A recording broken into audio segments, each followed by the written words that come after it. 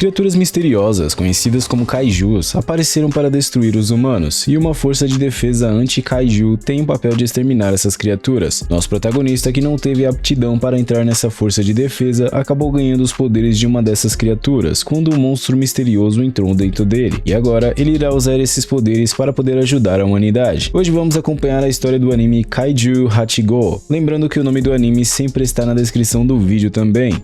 Em uma cidade que aparentava estar em paz, um kaiju acabou aparecendo trazendo o caos para as pessoas que viviam naquele lugar, e o exército em si começou a se mover justamente na tentativa de deletar esse monstro da história. O problema é que seus esforços foram completamente em vão, até que chegou a força de defesa anti-kaiju, e com uma enorme facilidade esse monstro enorme foi completamente deletado da história, sobrando apenas uma enorme sujeira. Mais tarde, a equipe de limpeza se posicionou justamente para poder limpar aquela bagunça. Enquanto isso, a equipe anti-kaiju era adorada pelas pessoas da cidade. A batalha dessas pessoas começa justamente quando a dos outros termina. Isso porque era eles quem removiam aquelas criaturas enormes da cidade, e esse é o nosso protagonista, chamado Kafka Hibino. Em certo momento, Kafka foi designado justamente para poder limpar o intestino, e ninguém gostava de limpar essa área justamente por não conseguir comer durante um bom tempo. Em casa, Kafka viu um noticiário onde sua amiga de infância apareceu, e se lembrou de uma promessa que eles fizeram no passado, o que fez ele se perguntar como foi que ele tinha chegado onde ele chegou agora, vivendo uma vida miserável. Em seu local de trabalho, foi apresentado um novato chamado Ichikawa, e ele também queria entrar para a força de defesa, e Ichikawa perguntou ao protagonista por que ele tinha desistido. Quando Kafka começou a inventar desculpas sobre sua desistência, Ichikawa afirmou com todas as palavras que jamais iria desistir de entrar para a força de defesa. No dia seguinte, novamente Kafka ficaria responsável pelo intestino, mas dessa vez juntamente com o iniciante, que estava passando mal logo depois disso. O protagonista tentou ajudar o novato da maneira dele, e finalmente o final do dia tinha chegado, e Ichikawa apareceu para poder agradecer ao protagonista pela ajuda dele antes. Antes de sair, ele disse que aumentaram a idade para o teste da força de defesa, e agora ele poderia tentar mais uma vez. Porém, o problema surgiu logo em seguida, e por pouco, Ichikawa não foi devorado por um kaiju. Kafka deu a ordem para que ele fosse buscar por ajuda, e enquanto isso, ele atraía a atenção daquele monstro para ele, e apesar de não ser o que ele queria, ele correu por sua vida como se não houvesse amanhã. Se lembrando do seu passado novamente, vemos que ele fazia de tudo para ver sua amiga de infância bem, e ambos queriam entrar para a força de defesa, chegando até mesmo a apostar em quem era que se tornaria o oficial reconhecido primeiro. A perseguição em cima dele continuava sem descanso, mas o maior erro dele foi justamente ter parado para enfrentar um kaiju sem nenhum equipamento, ficando gravemente ferido depois disso. Quando Kafka estava para ser devorado, dessa vez quem o salvou foi justamente Ichikawa, que dizia ter buscado por reforços e que jamais poderia entrar para a força de defesa se ele o deixasse para trás. Repentinamente, um tigre apareceu juntamente com a força de defesa e deletou aquela criatura em questão de segundos, e essa era justamente a amiga de infância do nosso protagonista, chamada Mina Ashiro. Enquanto Kafka estava no hospital, vemos que Ichikawa também estava com ele, e ele recebeu um belo elogio do novato, o deixando bem feliz por causa disso, apesar de ter ficado calado inicialmente. Repentinamente, uma criatura suspeita apareceu, entrando justamente no corpo do nosso protagonista, se transformando em um kaiju no mesmo instante, mas tanto Ichikawa quanto ele ficaram completamente assustados. O pior é que um senhor acabou aparecendo e ligou para a força de defesa imediatamente, colocando os dois em maus lençóis agora. Em uma cena pós-crédito, vemos um pouco do passado de Kafka com sua amiga. Novamente, ele sempre a confortava da maneira dele, e essa memória era justamente dela, que recebeu a ligação sobre o kaiju que havia aparecido no hospital. Não demorou para que ela posicionasse as pessoas de seu esquadrão para poder atacar o kaiju, e o alerta já havia sido dado para que todos fossem para o abrigo. Ao tentar sorrir para o velho para acalmá-lo, a situação piorou ainda mais, e o tiozinho quase foi de berço depois dessa, e nem mesmo Kafka conseguia controlar sua força depois de ter se transformado em um kaiju. A melhor escolha para ele seria justamente sair dali, e a força dele ainda estava em um nível totalmente fora do comum,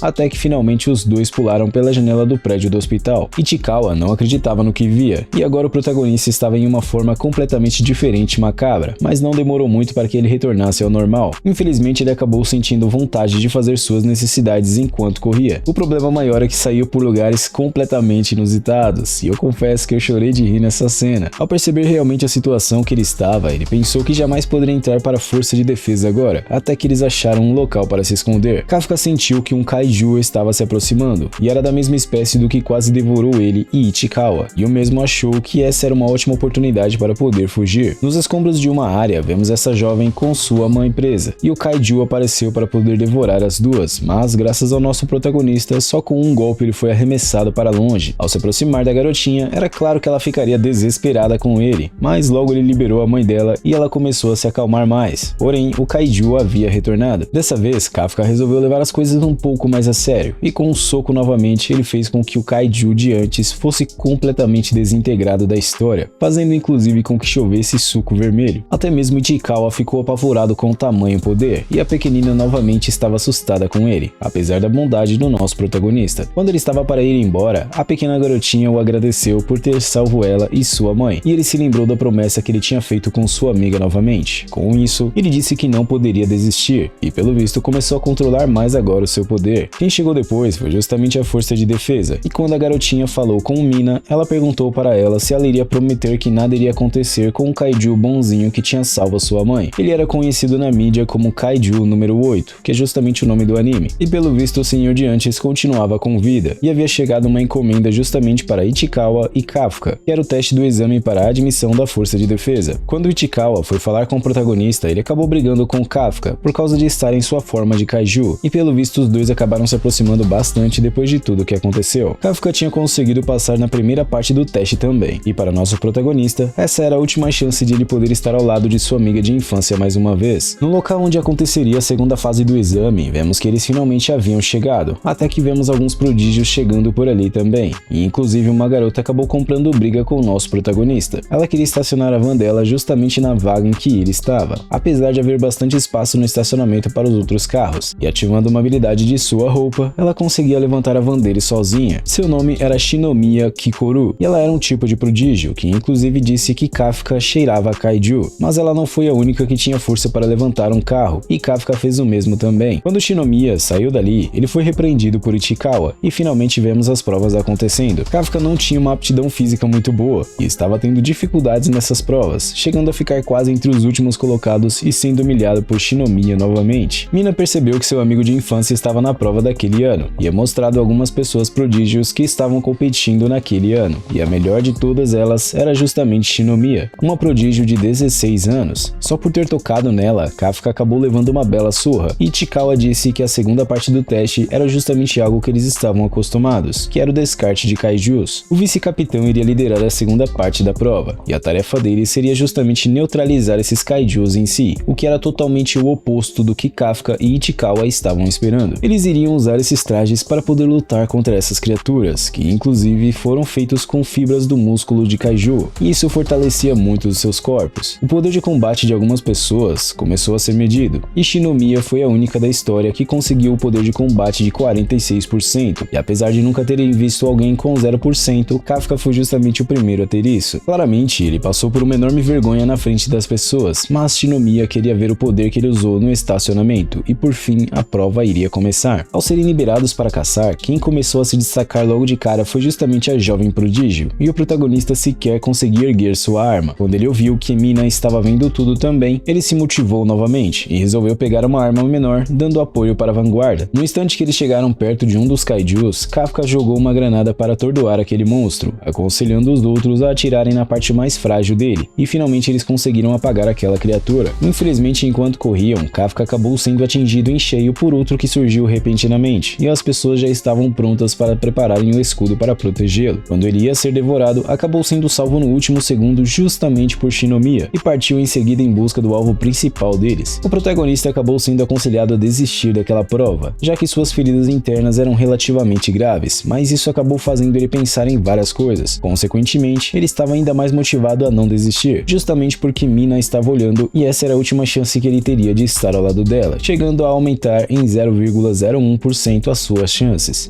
Se você está gostando dessa história, não esquece de deixar o seu like para poder apoiar o meu trabalho, para que assim eu traga a segunda parte desse anime também. Foi uma honra e um privilégio para mim ter sua presença comigo até aqui. Um forte abraço e tamo junto!